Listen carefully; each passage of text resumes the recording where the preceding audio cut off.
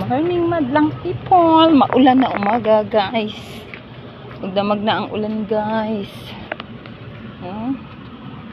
May mga papaya namin guys. Survey na ako dito guys. Kaya hindi ako makadama dahil maulan.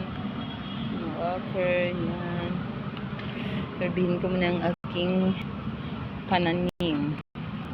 Guys, ang daming saluyot dito.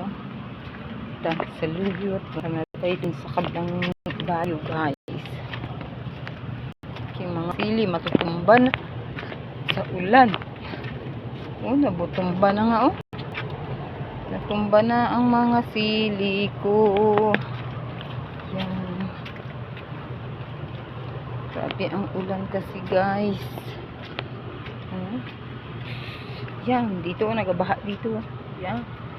Aroy, kailangan ko na palang mapitas ang aking mga tsalong.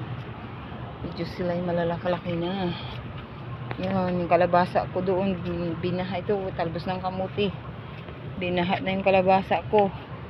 Wala na, hindi pa nga nakabunga bago pa lang nagabulaklak. Ito naman ay aking alugbati. Yan. Ito ang aking talong. Ito ang pitsay, kawawa, lata.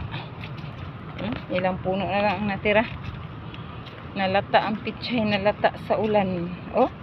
Tingnan nyo guys, lata ang mga puno.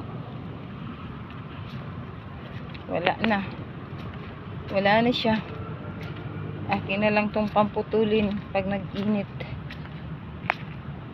Wala na, hindi ako makatanim. Ay, sabi ko, nagplano ako tanim ako, pero paano kaya ito? Ganito, nabaon na nga. Agay ko, naglalim na nga. Alam, nabaon na, nagputik na siya talaga siya dito.